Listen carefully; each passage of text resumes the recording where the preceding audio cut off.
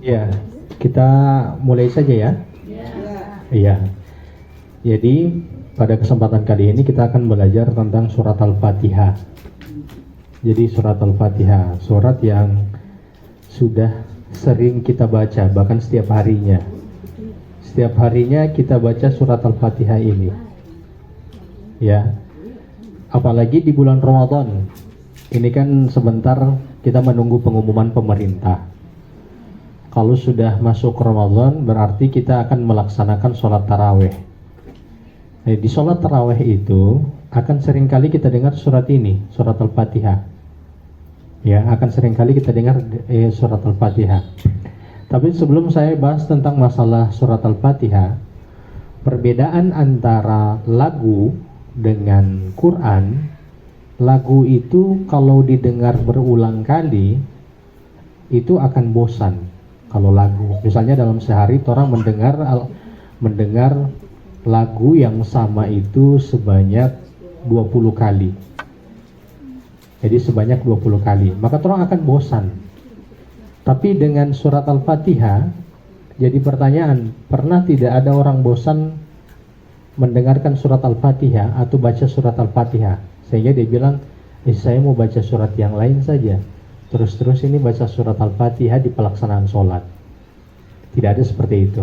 Ini merupakan mukjizat dari Al-Quran, bahwa Al-Quran itu tidak pernah membuat kita itu bosan. Nah, sekarang kita masuk di pengenalan tentang surat Al-Fatihah.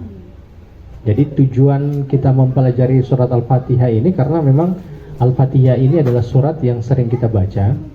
Dan yang kedua adalah surat yang nanti akan kita sering dengar di bulan Ramadan, supaya mendapatkan perasaan yang berbeda ketika kita membaca surat Al-Fatihah atau mendengarkan surat Al-Fatihah di bulan Ramadan. Maka mari kita sama-sama mentadaburi surat Al-Fatihah ini di kesempatan hari ini. Tapi kita akan mentadaburinya mungkin hanya ayat yang pertama sampai ayat yang keempat. Pembahasan surat Al-Fatihah ini cukup panjang. Baik, pengenalan dulu tentang surat Al-Fatihah. Surat Al-Fatihah ini dia diturunkan di Mekah dan di Madinah. Ya. Dan riwayat menyebutkan dia turun sebanyak 2 kali. Dan surat Al-Fatihah ini disebut dengan Ummul Quran, induknya Al-Quran. Surat Al-Fatihah, dia adalah induknya Al-Quran. Kenapa disebut sebagai induknya Al-Quran? Karena surat Al-Fatihah itu ibarat abstrak. Kalau orang bikin skripsi, kalau masa kuliah, ada abstrak setelah daftar isi. Jadi setelah daftar isi itu ada abstrak. Abstrak itu dia isinya tentang ringkasan keseluruhan isi dari skripsi tersebut. Maka surat Al-Fatihah karena disebut dengan Ummul Quran, induknya Al-Quran, maka surat Al-Fatihah ini dia merupakan ringkasan dari keseluruhan kandungan yang ada di dalam Al-Quran. Jadi surat Al-Fatihah ini merupakan ringkasan seluruh kandungan yang ada di dalam Al-Quran, di dalam surat-surat yang ada di dalam Al-Quran itu.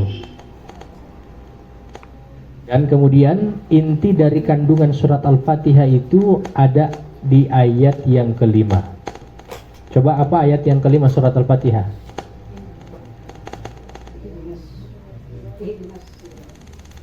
Bismillahirrahmanirrahim. Ya, tes. Mati lagi.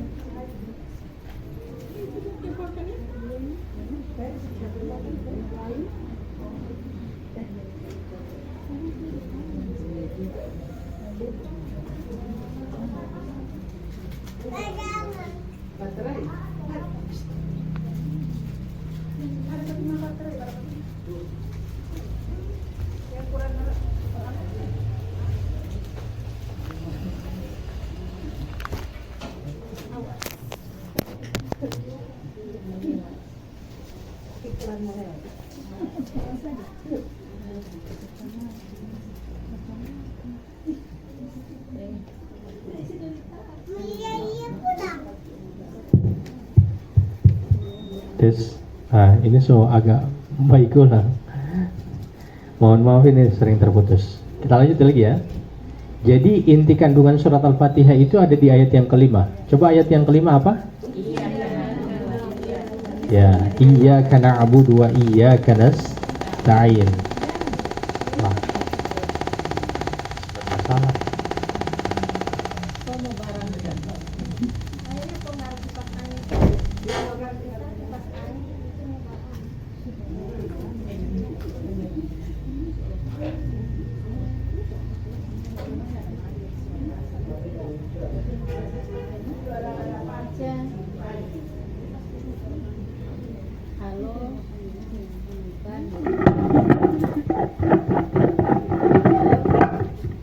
Cek. Iya, tes. Oke, mantap. Insyaallah. Umu Al belum ada? Ibu Atika? Belum ada. Belum ada. Iya. Dapat tiket. Dia mau datang.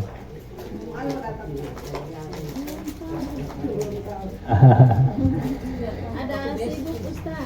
Oh iya, baik. Baik, kita kembali tadi. Inti kandungan surat Al-Fatihah itu ada di ayat yang kelima. Iyyaka na'budu wa iyyaka nasta'in. Hanya kepadamulah kami menyembah dan hanya kepadamu kami memohon pertolongan. Penyembahan dan kemudian permintaan. Coba buka surat An-Nisa ayat yang ke-125. An-Nisa ayat ke-125.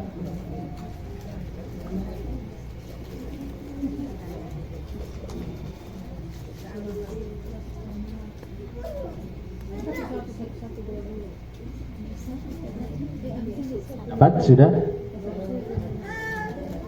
Ayat di situ kan walillahi ma fis samawati wa ma fil ardi. Begitu?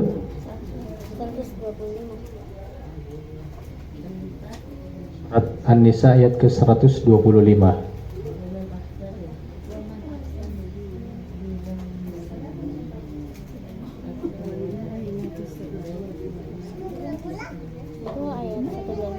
Dapat? Iya. Coba satu orang baca. Ibu Ami boleh? Cek. Ayo. Ini. A'udzubillahi minasyaitonir rajim. Wa man ahsanu dinan mimman aslama wajhahu. Itu surat apa? 126. Walillahi ma fis sama.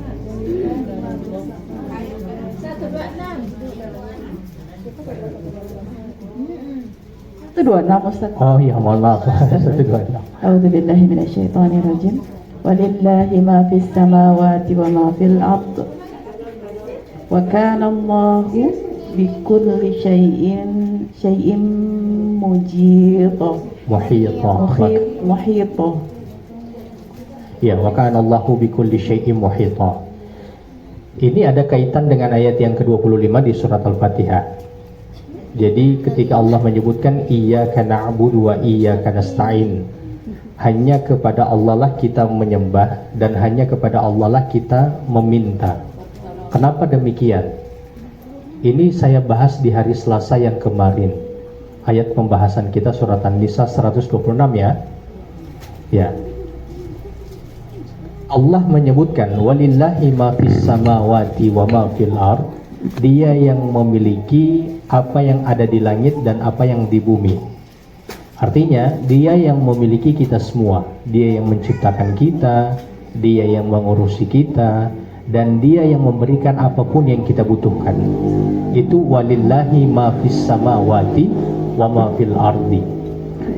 Sekarang begini, kalau ada orang yang bekerja di salah satu tempat, misalnya dia kerja di salah satu tempat, di dinas kah, atau di salah satu perusahaan swasta kah, kenapa sampai orang itu dia taat dengan aturan yang ada di tempat pekerjaannya itu? Kenapa dia harus taat untuk melakukan pekerjaan itu, dan kenapa dia harus datang ke tempat itu pagi-pagi untuk melakukan pekerjaan tersebut? Karena dia tahu di tempat itu dia mendapatkan uang, ya, dia mendapatkan materi, dia mendapatkan gaji.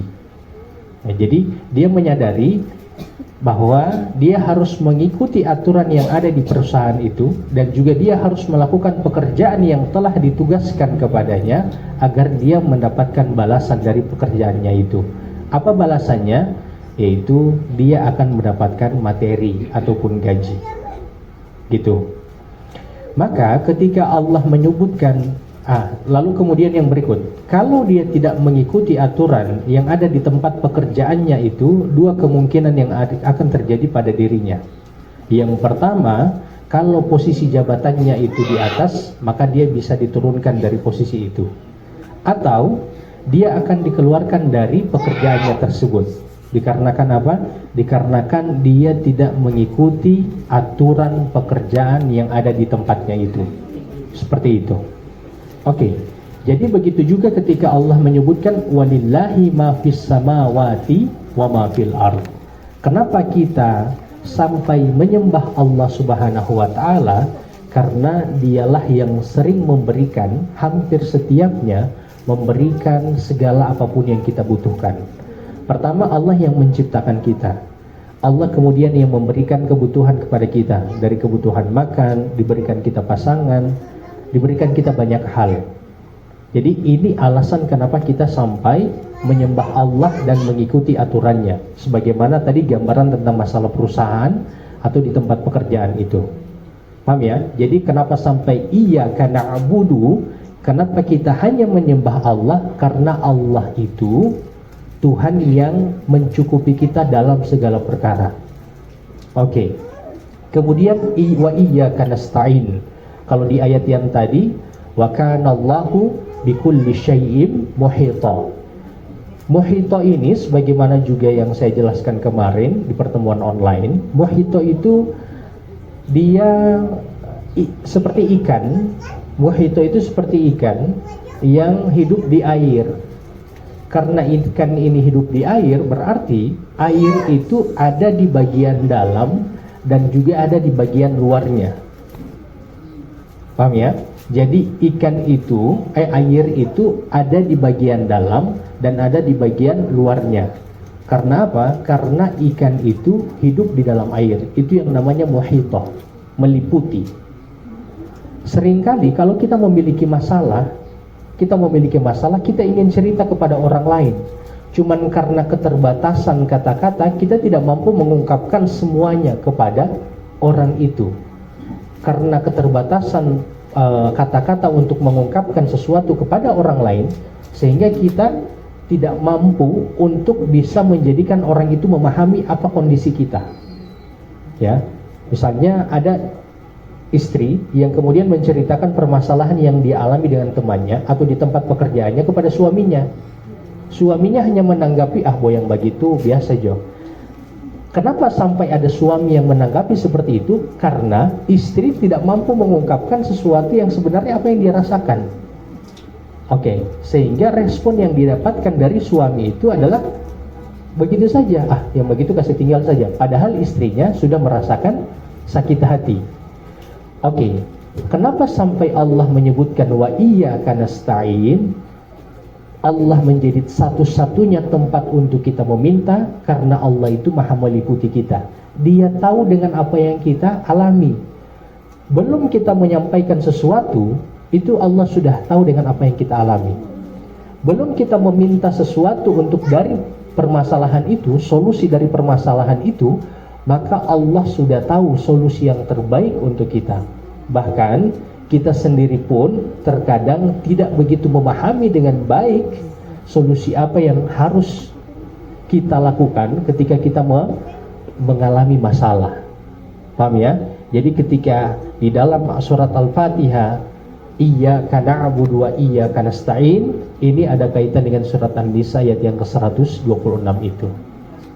Maka ketika kita minta kepada Allah, Allah lah yang paling tahu dengan perasaan apapun yang kita alami. Makanya terkadang ketika seseorang itu mengalami masalah dan dia ingin mengatakan sesuatu kepada Allah atas permasalahan yang dia alami, cukup dia mengatakan, ya Allah, Engkaulah yang maha mengetahui atas apa yang terjadi padaku, maka berikanlah jalan keluar. Tidak harus dia mengeluarkan kata-kata apapun supaya Allah memahami itu. Karena apa? Karena Allah lebih tahu dengan apa yang dia alami. Oke? Makanya sampai disebut wa iyyaka na'budu wa iyyaka nasta'in.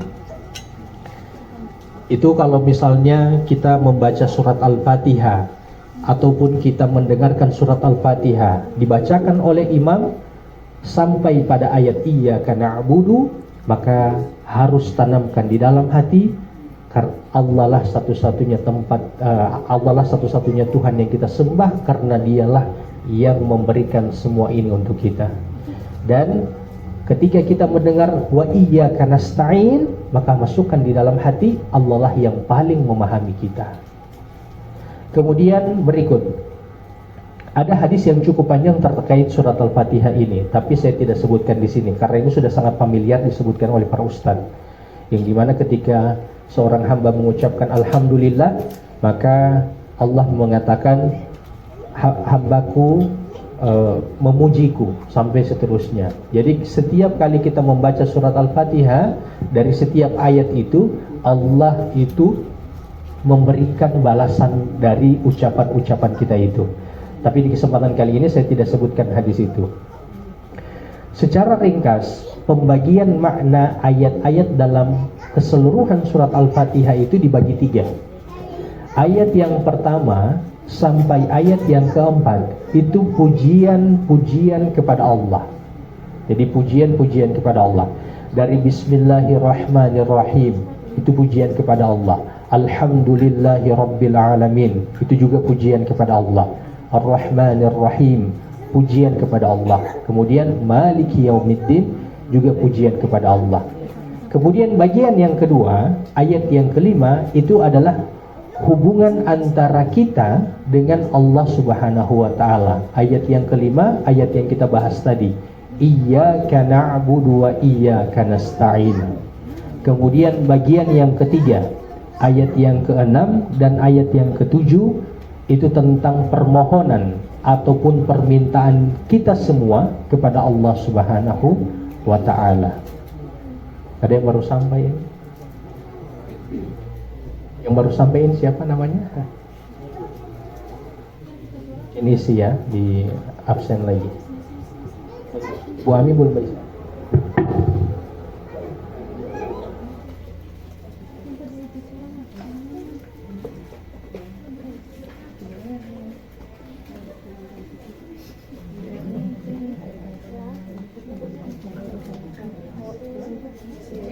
Boleh, silakan.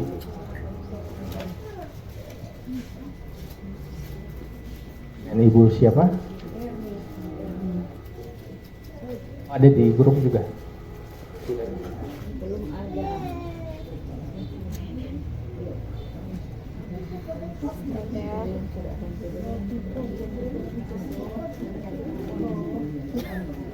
Boleh di sini. Kalau sudah tidak cukup di sini boleh.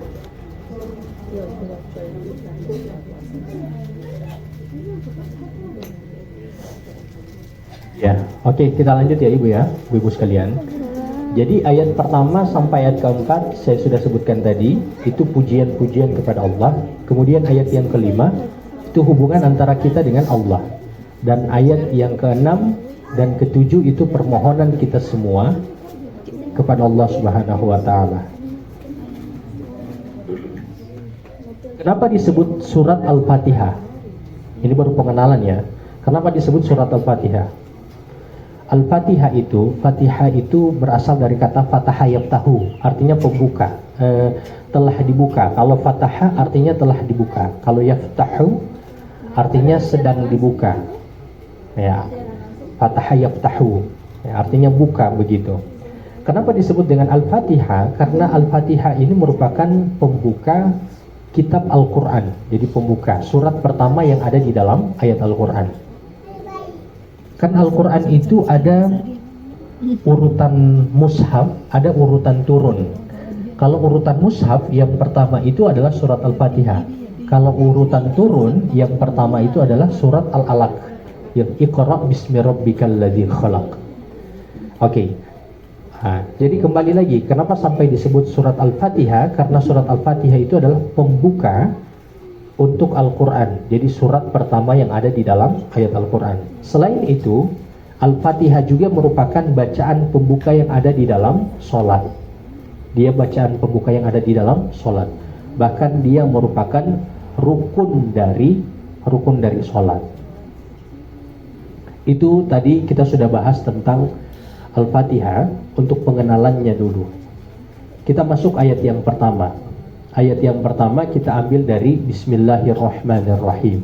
Memang terjadi perbedaan pendapat di kalangan para ulama tentang ayat yang pertama ini. Ayat yang pertama ini ada yang menyebutkan Bismillahirrahmanirrahim, tapi juga ada yang menyebutkan Alhamdulillahirrabbilalamin. Tapi mau Bismillah ataupun Alhamdulillah, jumlah Al-Fatihah itu tetap 7. Lalu bagaimana? Kalau misalnya dimulai dari Alhamdulillah, maka yang memulai dari Alhamdulillah itu ayat yang ke-7 dibagi 2. Siratal ladzina an'amta 'alaihim itu 6. Ghairil maghdubi 'alaihim waladhdallin itu 7. Begitu. Kalau yang mengambil surat Al-Fatihah itu dimulai dari Alhamdulillah. Tapi kalau yang mengambil yang pertama surat Al-Fatihah dimulai dari Bismillah, maka ayat yang ke-7 itu satu ayat. Siratal ladzina an'amta 'alaihim ghairil maghdubi 'alaihim waladhdallin. Itu satu ayat.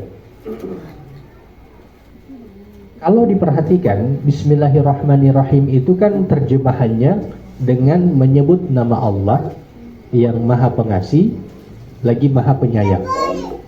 Jadi yang Maha Pengasih lagi Maha Penyayang. Sebagian ulama menyebutkan bahwa ada kalimat sebelumnya. Ya, ada kalimat sebelumnya sebelum Bismillahirrahmanirrahim ini. Karena kalau dilihat secara kaidah bahasa Indonesia, kalau dimulai dengan kata dengan, berarti ada kata yang sebelumnya. Makanya sampai para ulama menyebutkan ada kata di awal. Apa kata di awal itu? Abada biqiraati hadzal qur'ani bismillahirrahmanirrahim. Aku mulai membaca Al-Qur'an ini dengan bismillahirrahmanirrahim. Ini pendapat para ulama. Jadi mereka menyebutkan ada kalimat di awal sebelum bismillah, yaitu aku mulai membaca Al-Qur'an ini. Itu kalimat di awalnya. Kemudian yang berikut, yang mengajarkan kepada kita untuk mengucapkan bismillahirrahmanirrahim ini adalah Allah Subhanahu wa taala. Jadi Allah menyuruh kita untuk membaca bismillahirrahmanirrahim. Makanya ada juga yang menyebutkan karena Allah menyuruh kita membaca bismillahirrahmanirrahim, ada kata yang di awal dari bismillah itu. Apa kata di awal? Kalau yang tadi kan abda'u biqiraati hadzal qur'ani.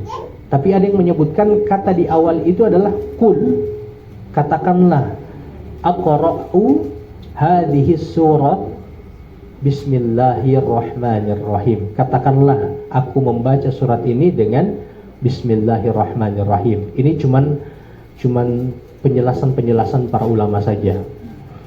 Baik, kita mulai dari huruf ba yang ada di dalam dalam ayat yang pertama surat Al-Fatihah ini. Dimulai dengan huruf ba, para ulama menyebutkan ada dua makna huruf ba. Yang pertama adalah ba dengan makna ba al-musahabah. Jadi Di bismillah itu huruf ba-nya itu, bi itu memiliki makna al-musahabah. Yang kedua, ba itu memiliki makna al-isti'anah. Jadi yang pertama itu adalah al-musahabah, yang kedua itu adalah al-istihanah. Apa makna al-musahabah? Al-musahabah itu bermakna mendekatkan diri kepada Allah Subhanahu wa taala. Yang bermaksud kita ini ingin mendekatkan diri kepada Allah agar perbuatan yang kita lakukan itu memperoleh keberkahan dari Allah Subhanahu wa taala. Jadi tujuan kita ketika mengucapkan bismillah itu untuk mendapatkan keberkahan dari Allah Subhanahu wa taala. Makanya perintah, dalam beberapa perintah, kalau misalnya kita memakai sandal, kita mengucapkan bismillah, kita memakai pakaian, kita mengucapkan bismillah. Pokoknya segala aktivitas itu kita mengucapkan bismillah. Tujuannya untuk apa? Tujuannya untuk bisa mendapatkan keberkahan dari Allah Subhanahu wa taala. Dan itu ada di dalam huruf ba, huruf yang pertama yang diterjemahkan dengan diterjemahkan dengan kata dengan itu. Yang kedua, huruf ba di sini bermakna al-isti'anah. Apa makna al-isti'anah? Meminta pertolongan kepada Allah. Nah, jadi ketika kita mengucapkan bismillah dengan huruf ba di awal, kita meminta kepada Allah pertolongan karena kita menyadari kelemahan atas diri kita. Artinya kalau Allah tidak memberikan pertolongan kepada kita, maka kita tidak akan mampu melakukan perbuatan tersebut. Jadi kalau kita misalnya pakai sandal, bismillah, ada dua di situ. Maknanya kita meminta keberkahan kepada Allah dari perbuatan itu, dan yang kedua kita meminta pertolongan kepada Allah atas perbuatan tersebut. Ya, paham ya? Ini bismillah. Nah, kalau kita mendengarkan itu, atau kalau kita baca itu di setiap sholat kita, ketika kita membaca bismillahirrahmanirrahim secara sir, maka kita itu meminta kepada Allah di dalam diri kita agar Allah memberikan keberkahannya untuk kita, dan juga agar Allah memberikan pertolongannya kepada kita. Seperti itu. Kemudian yang berikut, setelah bismi,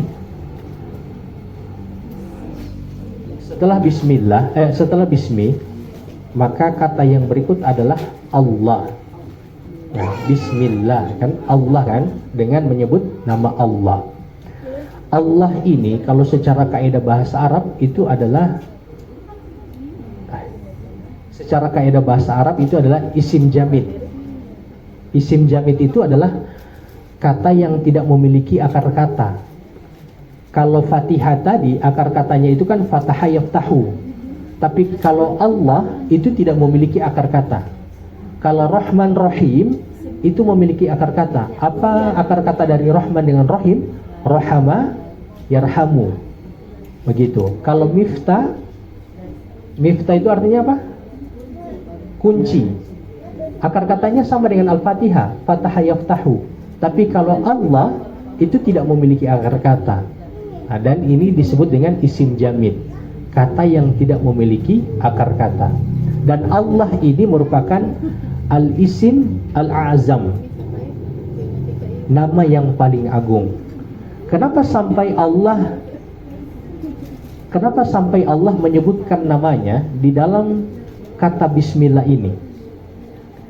Agar kita itu ketika beribadah dan ketika berdoa, kita itu bisa memanggil nama Allah. Bayangkan kalau Allah tidak menyebutkan ataupun tidak menginformasikan namanya kepada kita, maka kita akan kebingungan. Kita akan kebingungan memanggil Tuhan dengan nama apa. Ya, kita akan kebingungan memanggil Tuhan dengan nama apa. Makanya di kata bismillahirrahmanirrahim surat Al-Fatihah itu, kata Allah itu Allah sendiri yang kemudian menginformasikan kepada kita bahwa nama Tuhan kita itu adalah Allah. Dan Allah ini adalah nama yang paling agung. Kenapa disebut nama yang paling agung? Kalau dia Rob, kalau dia Rahman, kalau dia Kudus, kalau dia Salam, itu hanya satu nama untuk satu sifat. Kan kalau Ar-Razzaq, Allah Maha Pemberi rezeki. Jadi hanya satu nama untuk satu sifat. Kalau dia Al-Quddus, yang Maha Suci, itu hanya satu nama untuk satu sifat. Tapi kalau kita sebut Allah, itu untuk semua nama dan semua sifat Allah. Jadi kita sebut ya Allah. Berarti kita menyebut Allah dengan semua sifatnya. Paham? Kemudian berikut. Cuman sayangnya begini, ada orang yang dia itu malu mengucapkan nama Allah dan lebih enak, nyaman mengucapkan dengan kata Tuhan. Biar jo, Tuhan yang mbak ini. Dia kayak rasa risih sekali mau bilang nama Allah itu. Dia kayak tidak enak itu mau bilang nama Allah itu. Dia merasa lebih nyaman kalau bilang nama Tuhan. Biarkan Tuhan yang baatur semua. Padahal Allah sudah menyebutkan namanya dengan penyebutan Allah. Begitu. Ada orang seperti itu? Di sini tidak ada. Jadi jangan risih dengan penyebutan nama. Apalagi kalau misalnya duduk bersama dengan orang-orang yang tidak taat, apalagi sampai dengan orang-orang kafir. Misalnya orang duduk dengan orang-orang Kristen, biasanya ada orang bilang, nanti insya Allah Tuhan yang mau atur. Mau bilang nama Allah itu kayak susah sekali begitu. Makanya kemudian pakai nama Tuhan. Silakan Pak. Boleh maaf ini saya. Boleh maaf Pak. Kemudian berikut. Setelah Allah menyebutkan Bismillah, jadi Bismillah tadi sudah dengan menyebut nama Allah Ar-Rahman Ar-Rahim. Ya, kita tadabbur surah Al-Fatihah Pak. Sekarang masuk baru ayat yang pertama. Rahman. Rahman ini adalah sifat Allah yang Allah berikan kepada seluruh makhluk. Mau orang-orang kafir ataupun orang-orang yang beriman. Mau orang-orang taat ataupun orang-orang yang tidak taat. Itu sifat rahmannya Allah. Ya. Makanya kalau kita lihat orang-orang yang tidak taat, bahkan orang-orang kafir, orang Kristen itu, mereka tetap mendapatkan nikmat. Tetap diberi hidup, tetap diberi sehat, tetap diberi harta, bahkan mereka lebih kaya dari kita. Karena apa? Karena itu sifat rahmannya Allah. Sifat rahmannya itu berlaku bagi semua, mau orang beriman ataupun tidak beriman. Ada yang diberi pasangan, ada juga yang diberi keturunan. Itu karena sifat rahmannya Allah. Apa yang berbeda dengan sifat rahim? Ya, sifat rahim itu adalah sifat yang terbatas. Sifat yang hanya diberikan kepada orang-orang yang Allah cintai. Kalau di akhirat hanya akan Allah berikan kepada para penghuni surga sifat rahim itu. Tapi bagi di dunia, kalau di dunia sifat rahim itu adalah sifat yang membawa kepada ketaatan. Jadi sholat, ada dorongan sholat di dalam diri kita. Misalnya kita mau melaksanakan sholat, ada dorongan seperti itu untuk setiap hari menjalankan sholat 5 waktu. Itu diantara sifat rahimnya Allah yang Allah berikan kepada diri kita. Punya semangat untuk belajar agama, punya kesempatan untuk membaca Al-Quran. Itu diantara sifat rahimnya Allah yang Allah kemudian berikan kepada kita. Itu diantara tanda sifat rahimnya yang Allah berikan kepada kita. Cuman begini, terkadang kita seringkali bersyukur dengan sifat Rahman dan luput dengan sifat rahim. Kalau nanti dapat uang banyak baru bersyukur, sedangkan waktu kita ada semangat untuk membaca Al-Quran ataupun sholat, kita luput dari rasa syukur itu. Kan biasanya kalau kita itu kayak misalnya mengalami satu masalah atau kemudian tidak mendapatkan kesempatan dalam masalah urusan dunia, yang menurut kita kalau kita mendapatkan kesempatan itu kita bisa untung besar. Nah, kita merasa bahwa kita rugi. Padahal kerugian yang sebenarnya adalah kerugian yang jauh dari sifat rahimnya Allah dibanding sifat rahmannya Allah. Karena sifat rahmannya Allah bukan Allah berikan kepada orang yang Allah cintai, tapi Allah berikan kepada semuanya. Itu kenapa sampai orang-orang yang tidak taat pun Allah berikan sifat Rahman ini. Begitu. Jadi mengukur kecintaan Allah kepada kita itu ukur dari rahimnya Allah, sifat rahimnya itu. Allah kemudian memberikan semangat kita untuk sholat, Allah kemudian memberikan semangat kita untuk belajar, Allah kemudian memahamkan kita tentang ilmu agama dan seterusnya. Baik, itu Bismillahirrahmanirrahim. Sekarang Alhamdulillah Rabbil Alamin.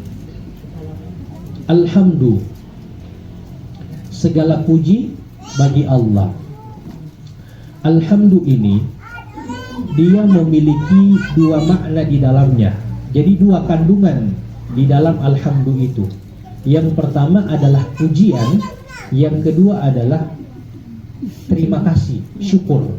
Jadi alhamdulillah itu ada dua hal yang terkandung di dalamnya. Pertama adalah pujian, yang kedua itu adalah syukur. Karena begini, di bahasa Arab kalau sekedar pujian maka dia katanya itu adalah kata, yang kata bahasa Arab untuk pujian itu adalah madhun, madaha yadhu, madhun. Itu artinya pujian. Lalu kemudian kalau sekedar syukur, syukur itu dalam bahasa Arab itu adalah syakaro yashkuru, syukur. Nah, biasa orang bilang syukron. Itu syukur. Sedangkan alhamdulillah itu ada dua di dalamnya, yaitu pujian dan syukur. Kalau madhun itu hanya pujian tanpa syukur, sedangkan syukur itu hanya terima kasih tanpa pujian. Sekarang begini, kalau misalnya kita melihat mobil baru atau kemudian mobil bagus lewat di depan kita, maka yang kita lakukan adalah kita akan memuji. Kita akan memuji mobil tersebut, tuh bagus mobil itu. Tapi apakah kita akan mengucapkan terima kasih kepada mobil itu? Oh, terima kasih mobil. Ya, kita hanya akan memuji mobil tersebut. Ada juga misalnya bayi yang baru lahir. Bayi yang baru lahir kan imut-imutnya, kita akan puji dia, masya Allah matanya, masya Allah hidungnya, dan seterusnya. Kita akan muji, tapi kita tidak akan berterima kasih ke dia. Itu madhun. Kalau syukur itu misalnya di dalam ayat Al-Qur'an. Di dalam ayat Al-Qur'an surat Asy-Syu'ara ayat yang ke-18, ketika Fir'aun bilang begini, bukankah kami yang telah menghidupkanmu? Maksudnya kami yang rawat kamu ini Musa. Kan Musa itu kan dirawat oleh Fir'aun. Kan dia dirawat oleh Fir'aun kan?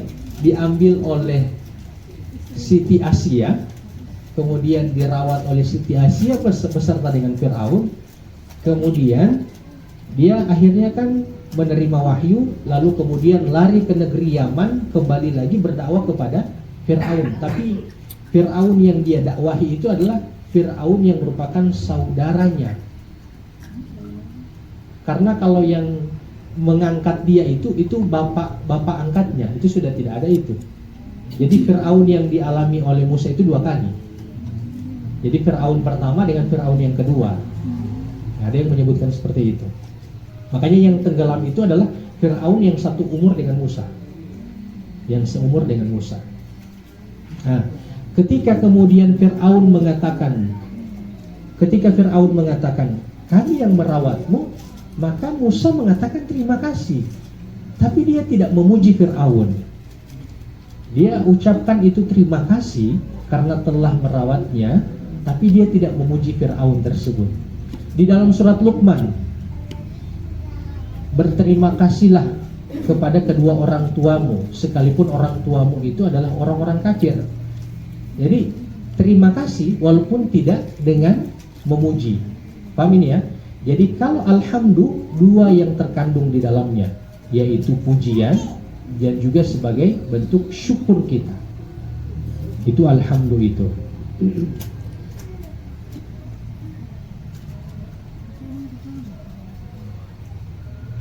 Oke.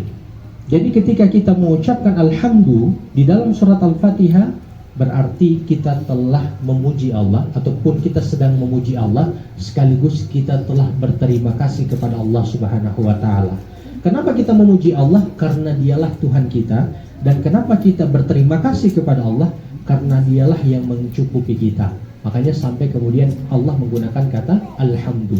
Ingat, madahun yang saya sebutkan tadi tentang pujian, itu pujian juga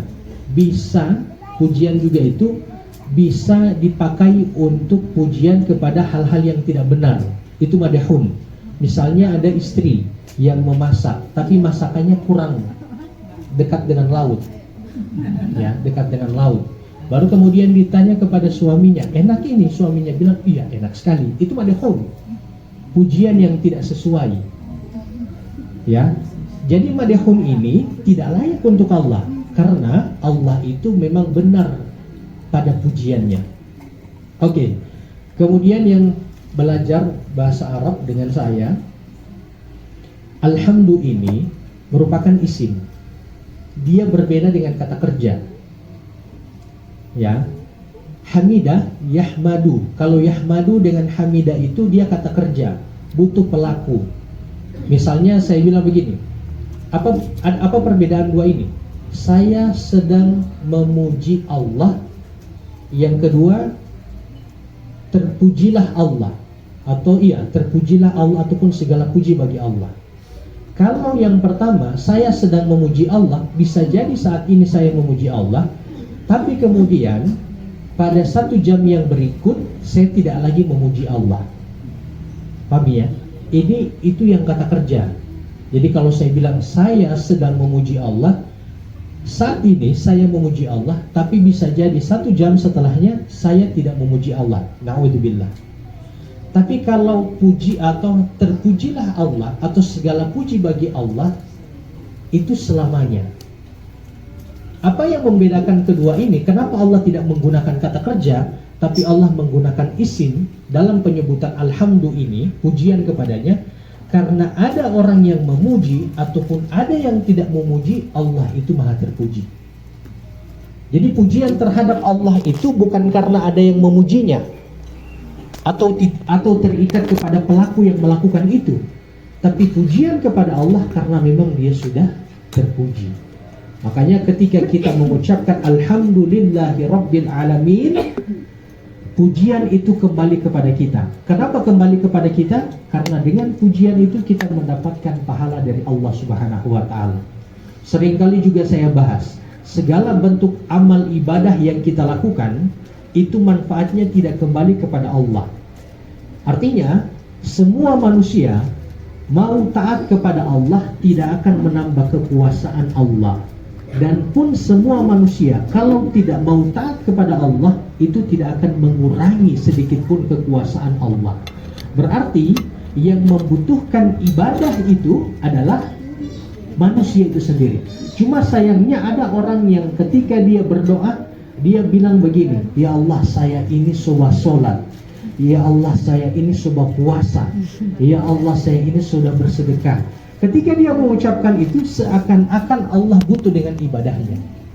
Kenapa saya hidup begini? Kenapa saya selalu terjadi seperti ini? Kenapa saya selalu mengalami masalah ini? Jadi kalau ada orang yang berdoa seperti itu, seakan-akan Allah butuh dengan ibadahnya. Padahal yang butuh dengan ibadah itu adalah kita sendiri.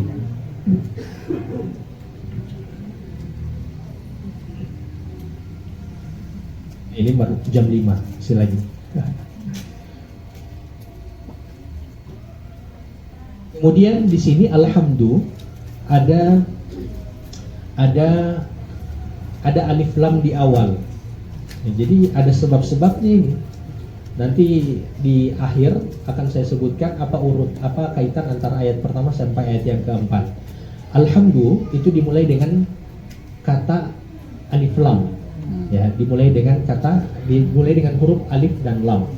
Apa maknanya di sini? Itu maknanya adalah maknanya penyempurnaan.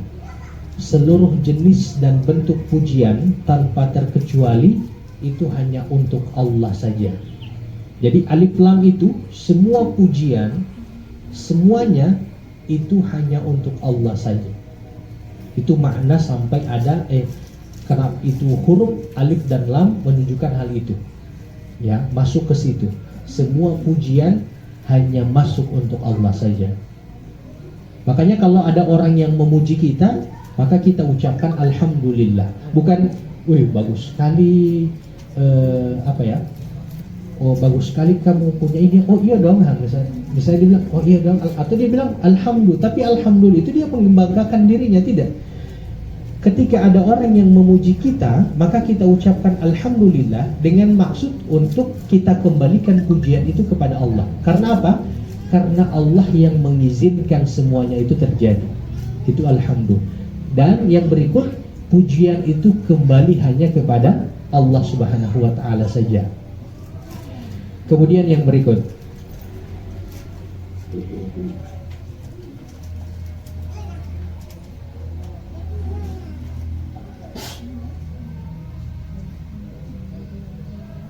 kenapa di sini menggunakan kata Allah? Kenapa tidak menggunakan nama yang lain? Kan Allah itu memiliki nama yang ada di dalam ayat Al-Quran itu 99 nama. Dan nama itu juga dibarengi dengan 99 sifat. Kenapa dimulai dengan nama Allah? Karena tadi nama Allah itu mencakup semua nama dan juga sifatnya Allah. Kalau sifatnya Allah itu sebagaimana begini. Ada orang yang dia punya pekerjaan, misalnya pekerjaannya itu sebagai dokter. Tidak mungkin kan orang memperkenalkan dirinya itu, nama kamu siapa? Saya dokter. Pasti dia akan mengatakan namanya. Oke, ketika dia mengatakan namanya, pekerjaannya itu memang sudah melekat pada dirinya. Gitu. Makanya di sini sampai penggunaan kata nama Allah. Adapun kalau misalnya kayak Ar-Rahman, Al-Malik, Al-Qudus, As-Salam, Al-Mu'min, Al-Muhaimin, 99 nama itu yang memang merupakan sifat dan nama Allah yang memang sudah melekat padanya, yang memang dia miliki. Oke, yang berikut. Juga sering kita dengar di dalam khutbah bagi para lelaki, bapak-bapak, itu imam mengucapkan innal hamdalillah. Kenapa Allah tidak pakai di surat Al-Fatihah itu innal hamdalillah rabbil alamin. Tapi cuman alhamdulillahi rabbil alamin. Kenapa tidak pakai kata inna? Sebelum itu, alhamdulillah itu dia dua. Ketika kita mengucapkan alhamdulillah itu dua. Yang pertama, sebagai bentuk ekspresi atas perasaan, pengungkapan perasaan. Yang kedua itu adalah pemberian informasi. Ya. Kalau misalnya tadi kita lama berdiri, lalu tiba-tiba kita bisa mendapatkan tempat duduk, apa yang akan kita ucapkan? Alhamdulillah. Kira-kira alhamdulillah yang kita sebutkan itu sebagai bentuk pengungkapan perasaan atau pemberian informasi? Mengungkapkan perasaan kan? Jadi alhamdulillah itu yang di bagian itu dia sebagai mengungkapkan perasaan. Ada untuk memberikan informasi. Memberikan informasi itu sebagaimana yang ada di dalam surat Al-Fatihah itu. Segala puji bagi Allah. Itu sebagai bentuk untuk memberikan informasi. Ini alhamdulillah. Yang ada dua hal yang masuk di dalamnya. Kita kembali tadi, innal hamdalillah. Kenapa ada juga di setiap khutbah itu pakai kata innal hamdalillah? Karena untuk memberikan penekanan. Karena inna itu dia sebagai taukid atau penekanan atas pernyataan setelahnya. Sungguh segala puji hanya milik Allah. Kenapa ada penekanan di situ? Untuk mengajak bicara atau mengajak bicara orang-orang yang belum mengetahui ataupun belum yakin kepada Allah Subhanahu wa taala. Makanya kemudian menggunakan kata inna di awal. Ya. Jadi penggunaan kata inna ini dia digunakan untuk pembicaraan yang dimana yang menjadi objek bicara itu belum mengetahui atau belum yakin dengan Allah Subhanahu wa Ta'ala. Makanya kemudian menggunakan kata innal hamdalillah, ataupun lupa terhadap Allah Subhanahu wa Ta'ala. Makanya sampai dia diingatkan dengan innal hamdalillah. Adapun kata alhamdulillah di dalam surat Al-Fatihah itu dia sebagai bentuk informasi ataupun sebagai bentuk pernyataan. Dia bukan merupakan perintah. Dia sebagai bentuk informasi ataupun sebagai bentuk pernyataan bahwa segala puji hanya milik Allah. Kemudian di dalam beberapa ayat yang lain kita seringkali juga mendapatkan, atau misalnya di takbiran. Nah, takbiran, kalau sudah malam takbiran kan kita mendengarkan walillahil hamd. Ya, walillahil hamd. Dan hanya milik Allah lah segala bentuk pujian. Kalau di terjemahan dia sama saja walillahil hamd. Tapi kalau secara bahasa Arab itu berbeda. Apa perbedaannya? Kalau walillahil hamd ini untuk membantah orang-orang yang melakukan kesyirikan. Makanya kemudian lebih didahulukan lillah dulu kepada Allah. Ham kemudian pujiannya. Sedangkan alhamdulillah itu bukan untuk bantahan. Dia untuk informasi ataupun sekaligus memberikan pernyataan. Oke. Jadi itu alhamdulillah. Alhamdulillah. Sekarang berikut Rabbi. Apa makna Rabb? Rabb itu memiliki makna yang cukup banyak. Di antara maknanya itu adalah pencipta, kemudian dia pemilik, pengurus, ataupun pengatur segala hal. Itu Rabb itu. Ya.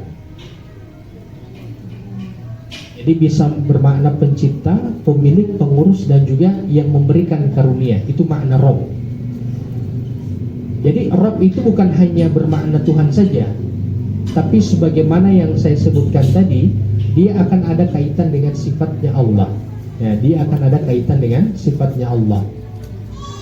Dan seluruh Al-Quran yang terdiri 30 juz itu, jika diringkas, ajarannya sebenarnya hanya sederhana. Kalau diringkas ya, kalau disaring itu, diperas, ajarannya itu adalah Allah itu adalah Rabb kita dan kita itu adalah hambanya. Selain dari itu, yang dibahas di dalam Al-Quran merupakan hal-hal yang sekunder. Kebanyakan pembahasan dalam Al-Quran itu pasti dua itu akan masuk pada makna Allah itu adalah Rabb kita dan kita ini adalah hambanya. Dan nanti insya Allah sampai setengah 6:40 lah, jam 5:40. Baik, kemudian yang berikut, karena Allah ini adalah Rabb, jadi makna Rabb itu kan dia pencipta, lalu kemudian dia pengatur, lalu kemudian dia pemelihara, dia penguasa terhadap kita. Maka karena dia adalah Rabb, maka Allah itu berhak melakukan apa saja terhadap kita. Tapi berbeda dengan manusia, kekuasaan Allah ini.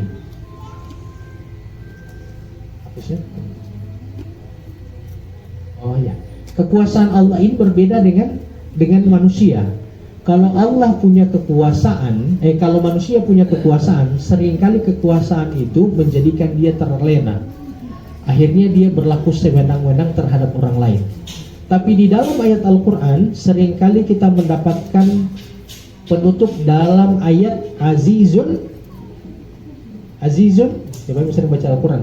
Azizun Hakim, ya kan? Familiar sekali kan? Azizun Hakim. Azizun itu artinya maha kuasa, Hakim itu maha bijaksana. Kenapa seringkali melekat dua nama Allah ini, dua nama sifat Allah ini? Artinya walaupun Allah itu berkuasa, Allah itu maha bijaksana, Allah itu tidak semena-mena. Jadi Allah itu tidak akan menzalimi hamba-hambanya. Yang mana ini berbeda dengan makhluknya. Kalau makhluknya, kalau sudah memiliki kekuasaan, apalagi kekuasaannya itu sudah sangat lama, dia akan semena-mena dengan orang lain. Kalau Allah tidak, sekalipun dia itu Rabb, dia yang memiliki kekuasaan, tapi kekuasaan Allah itu Al-Hakim. Dia bijaksana terhadap kita semua. Jadi itu makna Rabbi ini. Kemudian yang berikut, Rabb ini ada beberapa di sini. Dia saya sebutkan. Rabb itu kan pemelihara, ya, pemelihara. Kalau misalnya kita punya peliharaan ternak, iya, pelihara ternak, 5 saja ternak sapi. Apa yang susah dari melakukan ternak sapi itu adalah memberi makan. Tiap hari kita harus memberi makan kepada sapi itu. Hampir setiap hari kita ngarit rumput. Jadi kita ngarit rumput, potong rumput untuk kita beri makan kepada sapi tersebut. Bahkan kita sering, kadang-kadang kalau orang yang memang peternak kecapean memberi makan itu, ternaknya itu, karena saking capeknya ada orang yang akhirnya dia jual ternaknya itu. Tapi Allah itu Rabb. Allah itu tidak pernah repot memberikan makanan kepada hamba-hambanya. Padahal jumlah hambanya ini, kita ini jumlahnya banyak sekali, miliaran. Tapi Allah tidak pernah repot. Ini berbeda dengan kita. Ya, jadi kalau kita dengar kata Alhamdulillahi Rabb, maka Allah tidak pernah repot memberikan ataupun mengurusi kita. Yang kedua, Rabb itu artinya adalah Allah itu sebagai tempat kita bergantung, tempat kita untuk meminta. Kalau kita minta tolong kepada orang 1-2 kali mungkin iya, tapi kalau sudah keseringan, orang itu juga akan rasa risih, karena dia punya pekerjaan juga, punya aktivitas yang lain. Ya, dia akan rasa risih. Kita mungkin telepon 1-2 kali masih dia mau angkat, tapi kalau hampir tiap hari kita minta tolong ke dia tidak lagi mau angkat-angkat, orang punya WA. Begitu kan? Tapi Allah semakin diminta, dia semakin senang. Beda dengan manusia. Rabb itu adalah dia semakin diminta, dia semakin senang. Dan dia semakin mencintai hambanya. Ini perbedaan antara kita dengan manusia. Makanya jangan menyandarkan sesuatu kepada manusia. Sandarkan segala sesuatu hanya kepada Allah. Karena Allah yang tidak pernah bosan, Allah yang tidak akan pernah merasa dia repot dalam mengurusi kita. Kemudian yang berikut, manusia itu terbatas dalam pertolongannya. Jadi ada orang yang datang ke kita, misalnya dia minta tolong mungkin bagian yang kita bisa tolong. Oke, itu mungkin kita bisa tolong. Tapi terkadang ada orang yang datang ke kita yang tidak mungkin kita bisa tolong. Misalnya dia bilang begini, Ibu, boleh tolong saya mau bangun jembatan sana? Itu bukan ranahnya kita. Kita tidak punya wewenang di situ. Jembatan itu kan wewenangnya pemerintah. Sedangkan Allah itu tidak ada keterbatasan untuk itu. Ya, Allah itu dia mampu memberikan apapun kepada kita tanpa ada keterbatasan. Ini penggunaan kata Rabb. Dan yang berikut, Allah akan memberikan yang lebih baik untuk kita karena Allah sangat mengenal diri kita. Sebagaimana di ayat yang surat An-Nisa 126 tadi, muhita, artinya dia maha meliputi, dia sangat tahu dengan diri kita ini. Jadi muhita. Ya, dia lebih tahu diri kita, bahkan Allah itu lebih tahu dengan diri kita dibanding diri kita sendiri. Jangankan orang lain, kita sendiri saja kadang tidak paham dengan kita ini. Ya, kadang tidak paham dengan kita ini. Makanya beberapa kali kita mengambil keputusan seringkali ternyata salah dan keliru. Itu menunjukkan bahwa memang terkadang kita tidak memahami diri kita ini. Sedangkan Allah itu dia paling paham dengan diri kita. Kemudian yang berikut, Al-Alamin, Alhamdulillahi Rabbil Alamin. Alamin itu adalah bagi seluruh alam. Allah itu adalah Rabb bagi seluruh alam. Yang pertama ini kita bagi dua. Allah itu adalah pencipta bagi semuanya. Mau kita manusia, mau jin, mau hewan, mau tumbuh-tumbuhan, mau bumi, malaikat dan seterusnya. Dia merupakan pencipta kita, pengurus kita, pemelihara kita. Itu Rabbul Alamin. Dia pengurus kita semuanya. Ada juga yang menyebutkan Rabbul Alamin ini hanya terbatas pada dua makhluknya saja yang dibebani syariat, yaitu manusia dan jin saja yang diberi beban syariat saja. Jadi Rabb itu atau Allah itu adalah Tuhan yang menciptakan, yang mengurusi, yang memberi balasan kepada kita, manusia dan juga jin, dan akan Allah beri juga balasan nanti di akhirat. Kemudian ayat yang ketiga. Nah, ini tinggal sedikit ini ayat ketiga. Ayat yang ketiga apa?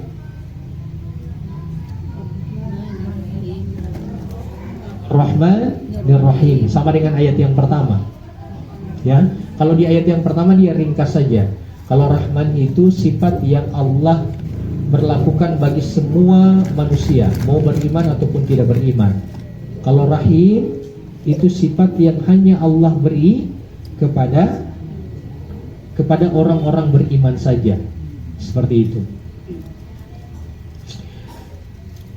Nah, kalau saya sebutkan di sini, kita telah mempelajari bahwa Allah itu adalah Tuhan seluruh alam, alamin tadi. Kita telah mempelajari itu di ayat yang sebelumnya. Artinya Allah itu maha kuasa untuk melakukan segala sesuatu. Sekarang, kalau kita melihat dunia yang saat ini, yang dipenuhi oleh orang-orang yang memiliki kekuasaan, di antara mereka ada yang kejam, ada yang angkuh, atau ada yang menyalahgunakan kekuasaannya. Pokoknya ada yang keras. Nah, sekarang dalam ayat ini Allah kemudian memberikan ketenangan kepada kita. Walaupun Allah itu maha kuasa, kaitan dengan Azizun Hakim tadi ini, namun Allah memiliki sifat maha pemurah, lagi maha penyayang. Kekuasaan yang Allah perlihatkan adalah kekuasaan yang bersifat rahmat. Jadi alamin, Allah kemudian dengan kekuasaannya itu Allah memberikan kasih sayangnya kepada kita. Rahman. Oke. Rahman, tambahan huruf nun di akhir. Tambahan huruf nun di akhir sama dengan Al-Qur'an. Quran itu dia berasal dari kata qara'a yaqra'u, baca, membaca. Kalau dia pakai huruf nun di akhir menjadi Quran, Al-Quran, jadi ada tambahan nun di akhir, menunjukkan bahwa sesuatu yang sering dibaca. Makanya jadi Quran, jadi ada nun itu menunjukkan adalah sesuatu yang sering dibaca. Ketika Rahma kemudian ada tambahan huruf nun, ini menunjukkan bahwa Allah itu sangat-sangat pemurah. Sangat-sangat pemurah. Bahkan kepada orang yang tidak taat pun masih Allah berikan dia hidup. Bahkan orang-orang yang menyembah selain dia pun masih Allah berikan rezeki. Makanya ini disebutkan Rahman, ada tambahan huruf nun menunjukkan kemurahannya Allah itu sangat, begitu. Sampai ada sebuah hadis menyebutkan Allah itu memiliki 100 rahmat, dan Allah hanya memberikan rahmatnya di dunia ini satu saja. Jadi ada 100 rahmat, tapi Allah memberikan rahmatnya itu satu saja di dunia ini. Dengan rahmat yang satu itu, kita bisa melihat seseorang atau ibu menyayangi anaknya. Kan banyak ibu di dunia ini yang mana ibu-ibu itu sangat menyayangi anaknya. Itu hanya karena satu rahmatnya Allah saja. Apalagi yang jumlahnya itu kalau sudah sampai 100 rahmatnya Allah. Kapan rahmatnya Allah itu yang 100 akan diberikan kepada hamba-hambanya? Ketika hamba-hambanya itu masuk ke dalam surga, begitu. Kemudian berikut Ar-Rahim.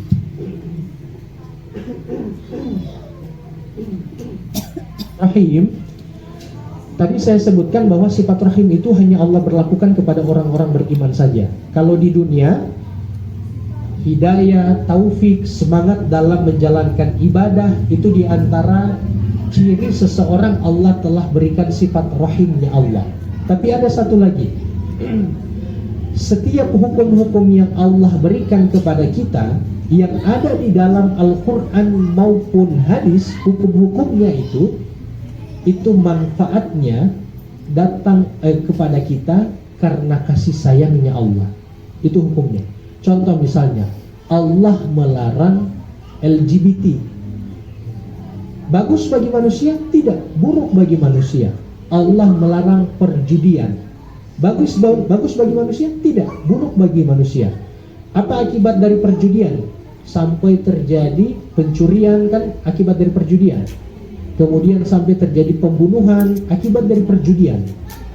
Jadi setiap syariat yang ada di dalam Al-Quran itu dikarenakan kasih sayangnya Allah kepada kita. Ini sifat rahimnya Allah.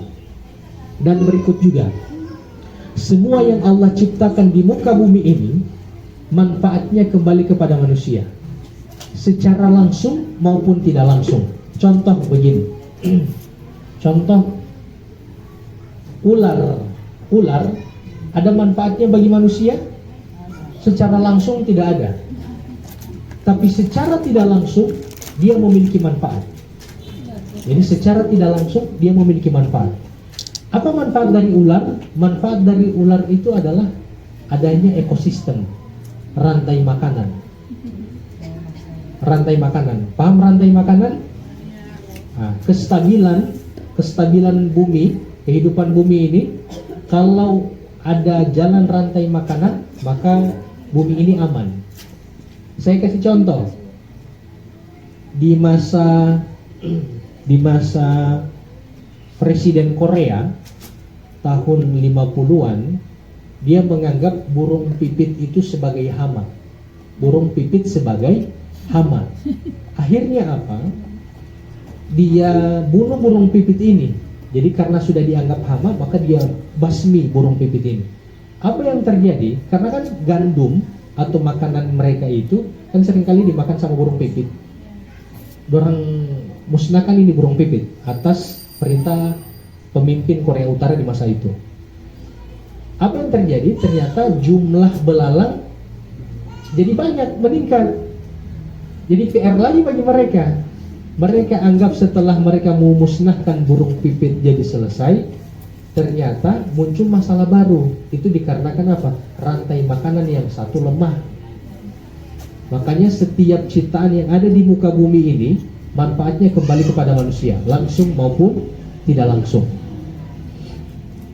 Tapi bukan berarti juga kalau misalnya ada orang yang merawat padi, so tidak mau bahasa semprot, tetap bahasa semprot. Oke, terakhir ini ayat terakhir, Maliki Yaumiddin. Apa makna Maliki Yaumiddin? Yang menguasai hari pembalasan. Ya, menguasai hari pembalasan. Malik itu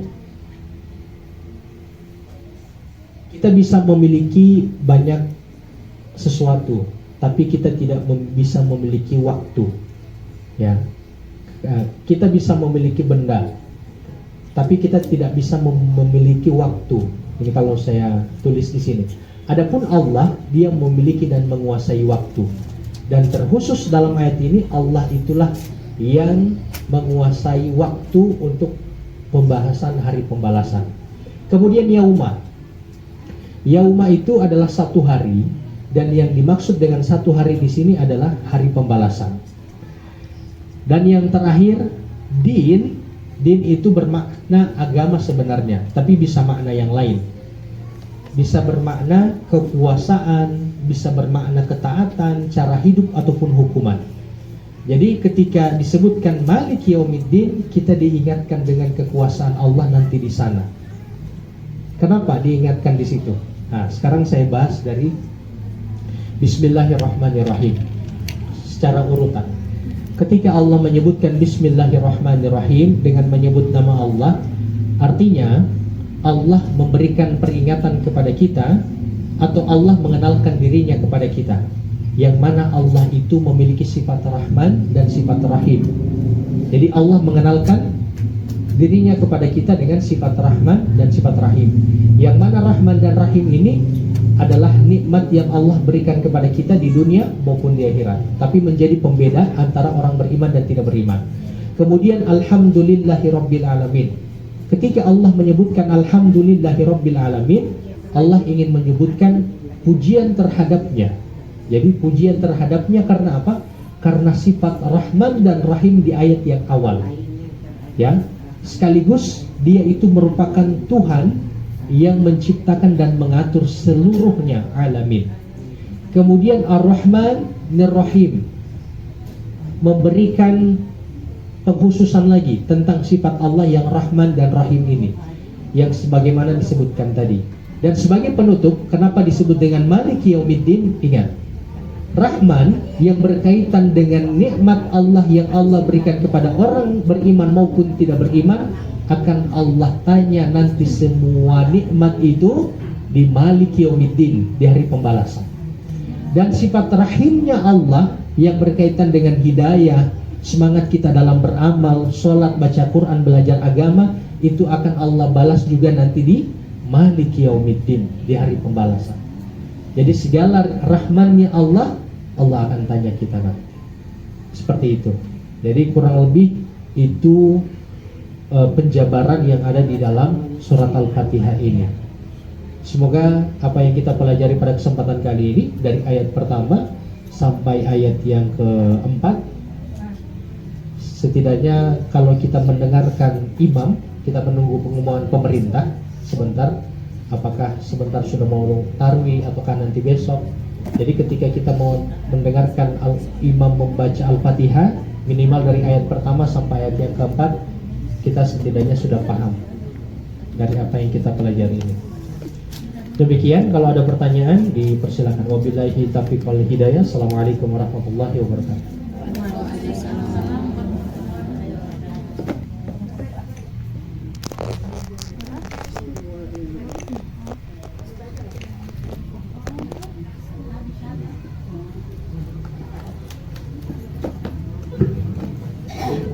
Assalamualaikum warahmatullahi wabarakatuh. Tes. Cek. Ini.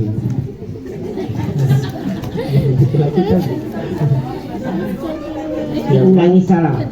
Assalamualaikum warahmatullahi wabarakatuh. Pertanyaan kami. Nama dulu. Nama Ratna Abdul. Ya. Pekerjaan pensiunan sudah 15 tahun pensiun. Masya Allah. Umur sudah 75 tahun. Masya Allah.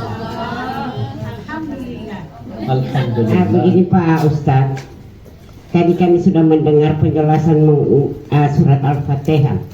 Pertanyaan kami, apakah penyebutan kalimat apabila tidak sesuai dengan tulisan, apa itu berubah maknanya?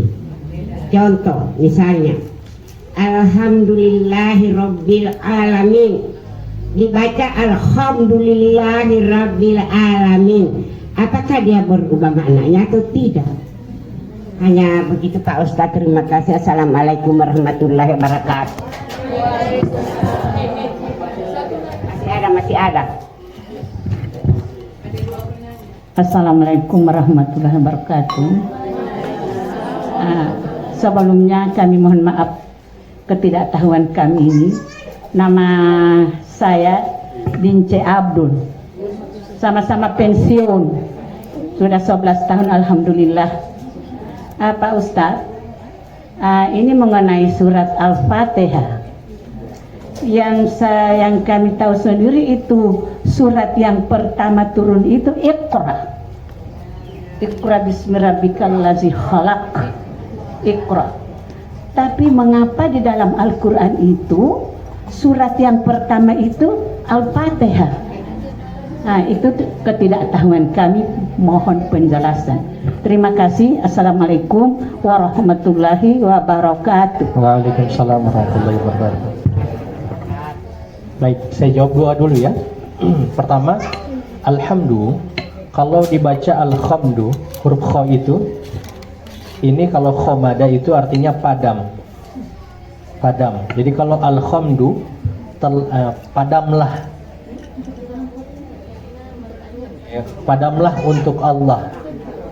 Jadi padamlah untuk Allah. Makanya di pelajaran tahsin itu ada lahan jali dengan lahan khofi. Ya, kesalahan yang berat dan kesalahan yang samar. Kalau kesalahan yang berat kayak tadi huruf H jadi huruf Kho, berdosa tidak berdosa bagi orang yang tidak mau belajar. Tapi bagi orang yang mau belajar, walaupun salah-salah dia baca, dia tidak dapat dosa. Justru kata Nabi dapat 2 pahala. Jadi jangan, kalau begitu saya tidak mau baca Quran, mau dapat dosa. Enggak. Perbedaannya di situ, mau belajar atau tidak. Kalau mau belajar walaupun salah, justru dapat pahala 2, kata Nabi. Tapi kalau tidak mau belajar, bertahan dengan kesalahan itu bisa dapat dosa. Gitu. Kemudian yang berikut terkait dengan urutan Quran itu ada 2. Pertama urutan turun, kemudian urutan mushaf. Kalau urutan mushaf itu yang pertama adalah Al-Quran. Kalau urutan turun itu yang pertama adalah Al-Alaq. Kalau urutan mushaf yang terakhir itu surat An-Nas. Kalau urutan turun yang terakhir itu surat Al-Baqarah. Itu urutan turun itu yang terakhir surat Al-Baqarah, tapi cuma berapa ayat. Bukan Al-Baqarah semuanya, tidak. Cuma berapa ayat. Begitu. Jadi bukan turun kayak surat Al-Alaq itu. Yang pertama turun itu tidak semua surat Al-Alaq, cuma 5 surat. Cuma Iqra bismi rabbikal ladzi khalaq, kemudian sampai ayat yang kelima itu. Iqra bismi rabbikal ladzi khalaq, khalaqal insana min 'alaq, Iqra wa rabbukal akram alladzi 'allama bil qalam, 'allamal insana ma lam ya'lam. Nah, cuma 5 ayat itu yang turun. DP sisa nanti lagi turun berikut.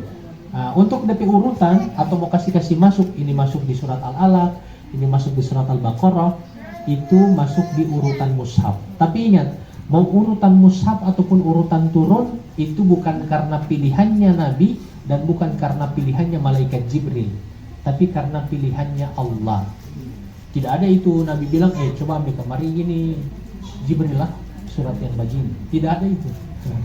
Tidak ada dia request sendiri. Pun tidak ada malaikat Jibril itu ambil kemari itu ayat baru dia bilang kayaknya kurang cocok ini, kasih pulang-pulang dulu. Tidak ada begitu. Jadi dia itu berdasarkan dengan taufik dari Allah atau pemberitahuan dari Allah. Begitu. Seperti itu dia. Silakan, ada lagi? Kita masih ada waktu sampai kurang lebih 17 menit insyaallah. Masih ada. Assalamualaikum warahmatullahi wabarakatuh, Ustaz.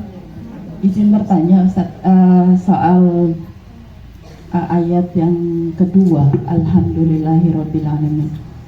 Bahwasanya Ustaz, kita itu diwajibkan untuk mengucap syukur atau mengucap dalam hal ini adalah alhamdulillah yang paling minimal dalam semua kondisi, baik dalam keadaan suka maupun duka. Jadi dalam kita menerima nikmat dari Allah, kita mengucap alhamdulillah.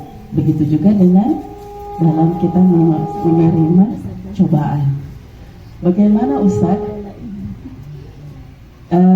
Seperti menyimak yang Ustaz sampaikan tadi, bahwa alhamdulillah itu bermakna pujian dan syukur. Bagaimana Ustaz kita itu dalam keadaan menerima cobaan yang maha berat misalkan, tapi kita mengucap syukur kepada Allah gitu Ustaz. Kita memuji Allah, bagaimana maksudnya, bagaimana kita menerima itu, walaupun itu adalah karena perbuatan kita sendiri, karena tangan kita sendiri maka kita mendapat cobaan itu. Tapi bagaimana dalam keadaan kita mendapatkan cobaan yang maha berat itu, kita kemudian memuji Allah dan kemudian bersyukur dengan itu. Oke, baik. Kita misalnya pergi ke dokter ini, di dokter, kemudian misalnya kita sakit nih, semoga Allah sembuhkan kita atau Allah sehatkan. kemudian ke dokter. Di dokter itu kita mengeluh sakit, kemudian minta ke dokter supaya disuntik. Disuntik itu menyakitkan, sakit kan? Tapi setelah selesai disuntik, apa kita ucapkan ke dokter? Terima kasih dok. Padahal kita baru disakiti, ya, padahal kita baru disakiti, tapi kita bilang terima kasih dok. Jadi ketika kita memuji Allah dalam keadaan yang menurut kita itu keadaan yang sulit, itu diantara satu hal yang dimana kita menganggap Allah sedang melakukan yang terbaik untuk kita, ya, sedang melakukan yang terbaik untuk kita, walaupun memang kita belum tahu terbaiknya seperti apa. Karena begini, kadang satu permasalahan yang kita anggap berat ternyata itu baik bagi kita, nanti kita sadari dengan berjalannya waktu. Pernah dengar nanti waktu yang menjawab? Ternyata juga nanti waktu yang menjawab. Nah, jadi seperti itu. Jadi begitu dia. Ucapan alhamdulillah di waktu kita itu merasa kesulitan, di antara cara kita menyadari bahwa Allah itu tahu segala sesuatu dan Allah akan memberikan solusi dari apa yang kita tidak ketahui. Seperti itu. Lagi silakan.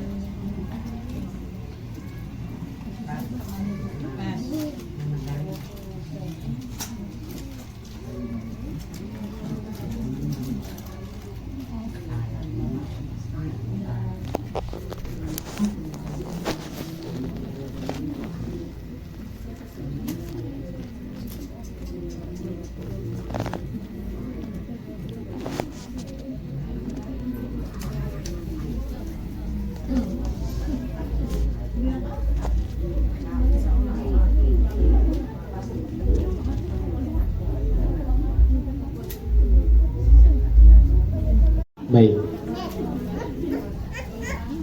Kalau sudah boleh.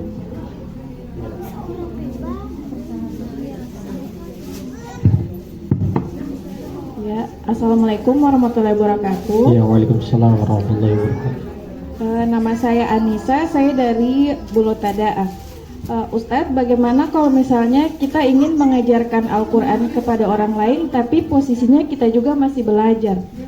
Karena saya pernah mendengar kalau kita salah mengajarkan satu huruf, maka dosanya itu akan mengalir terus sama kita, Ustadz. Sedangkan di kampung ini kayak darurat agama Islam, mereka bahkan tidak tahu huruf abata anak-anak.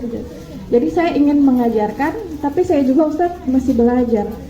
Saya takut kalau seperti yang tadi itu, kalau salah dosanya akan mengalir ke saya. Jadi bagaimana itu, Ustadz? Apa yang harus saya lakukan? Terima kasih. Oke. Jadi Al-Quran itu mungkin ini sebagai penutup ya, karena ibu-ibu sudah mau pulang ini. Al-Quran itu dia akan turun secara berangsur-angsur. Jadi dia turun secara berangsur-angsur. Apakah Nabi itu menunggu sampai Al-Quran itu sempurna lalu setelah itu disampaikan? Tidak. Rasul itu menyampaikan Al-Quran dari apa yang baru turun ke dia. Apa yang turun ke dia kemudian dia sampaikan.